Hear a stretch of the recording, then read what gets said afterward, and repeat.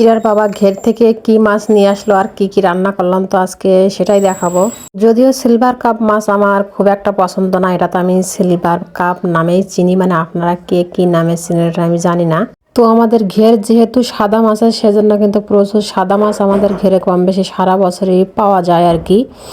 যদি মনে করে যে সব মাছগুলো বিক্রি করবে না, একটু রেখে দেবে বাড়ি খাওয়ার জন্য, তো এরকম কিন্তু আলাদা পয়েন্ট করে রাখা যায়। তো এই মাছটা কালকে কিন্তু ইরার বাবা বিকালে নিয়ে আসছিল, তো সেই কারণে কিন্তু আমি সেই জামা কাপড়ই পরা আর কি। ভাবছিলাম যে মাছগুলো একবারে কেটে ধুয়ে নিয়ে তারপরে গোসল করে আসবো, কারণ উনি মাছগুলো নিয়ে আসতে অনেকটাই দেরি করে ফেলছিল। আর চিংড়ি মাছগুলো কিন্তু এখনও টাটকা, মানে দেখতে পাচ্ছেন যে লাফালাফি করছিল। আর মাছটার ভিতরে ডিম আছে মনে হচ্ছে, মানে পেট যে হারে মোটা লাগছে, তো ভাবছি ডিমই হবে, মানে এত মোটা পেট তো নাড়ি থাকতে পারে না।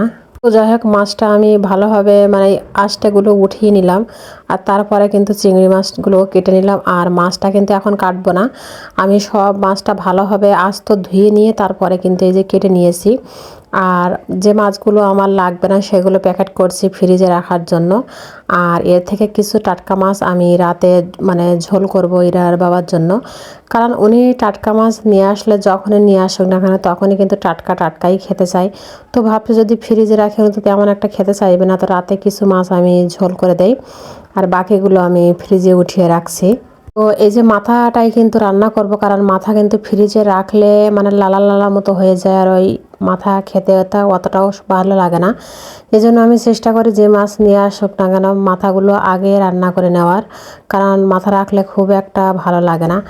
আর এই যে পেটে ডিম হয়েছিল কিন্তু সত্যি, আর সেই ডিমগুলোও একটু ভেজে নিচ্ছি রাতের জন্য পেঁয়াজ দিয়ে অল্প করে, কারণ ডিম খুব বেশি ভাজলে আবার সেই ডিমটা ভালো লাগে না খেতে।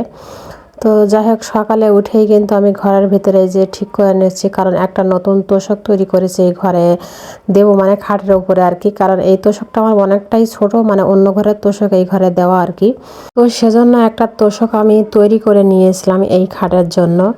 তো আসলে মাপটা আমার আর দেওয়া হয়নি, তো জানি না আসলে কি হবে। তো সেজন্য কিন্তু তোষকটা সকালে আগেই খুলে দেখছি যে খাটের সাথে সেট হবে কিনা, কারণ তা না হলে কিন্তু ফিরে দিতে হবে। শুধু তোষকের ক্ষেত্রে না, আমি যে কোনো জিনিস নতুন নিয়ে আসলে মানে আগে সেটা দেখি জামা কাপড় হোক বা অন্য কিছু যে আসলে সেগুলো ঠিকঠাক হয় কিনা, কারণ পরবর্তীতে কিন্তু ফিরানোর সুযোগ থাকবে না যেই সেই যদি এটা না করা যায়। তো যাই হোক তোষকটা দুর্ভাগ্যবশত আমার খাটে হলোই না। আর এই যে এদিকে একটা পাখিও ঘরের ভিতর ঢুকে পড়ছে, তো ওটাকে এত তাড়াতাড়ি করলাম বের করতেই পারলাম না। তো যাক অবশেষে চলে আসলাম রেখে হাঁস মুরগিগুলো খেতে দিতে, কারণ এদেরও খুব খিদে পেয়ে গেছে আর অনেকটা এই জ্বালাতনও করছে আমাকে, তো সেজন্য এদেরকে একটু খেতে দিলাম। তো দিয়ে কিন্তু আমার যে প্লেট ছিল সকালে তো সেগুলো মাঝামাঝি করতে আসলাম, আর অনেকটাই ছিল আজকে, কারণ এই 2 দিন একটু দাওয়াত খেতে গেছিলাম আর প্লেটগুলো ওইভাবে ধুয়ে ধুয়ে রাখছিলাম, মানে গুঁড়া দিয়ে ছাই দিয়ে আর মাজা হয়নি। তো ভাবছি ছাই দিয়ে মেজে নেই, কারণ ছাই দিয়ে না মাজলেই যেন কেমন একটা লাগে। তো সব সময় তো ছাই দিয়ে মাজি, আর যখন বৃষ্টির দিনে খুব একটা বেশি অসুবিধা হয়ে যায় তখন কিন্তু গুঁড়া দিয়ে একটু মেজে নেই, মানে যখন না পারি আর কি সেই সময়টা। তো যাই হোক মেয়েদের রেগুলার জীবনের যে কাজগুলো সেগুলো তো করে যেতেই হবে, ভালো থাকি নাই থাকি, মুড ভালো থাকুক নাই থাকুক সব কিছু করাই লাগবে। জীবনটা আসলেই এমন, অনেক কষ্ট নিয়েও হাসতে হয় তাই না, মানে মানুষকে দেখাতে হয় ভালো থাকাটা। তো এই অভিনয়টা আসলে মেয়েদের মৃত্যুর আগ পর্যন্ত হয়তো করে যেতে হয়, আর এটাই হয়তো নিয়তি। তো যাই হোক ওগুলো কিন্তু নেড়ে দিয়ে এসে আমি যে কালকে ইরার বাবার থেকে একটা ওল উঠিয়ে নিয়েছিলাম ক্ষেত থেকে, সেই ওলটা কিন্তু কেটে নিচ্ছি।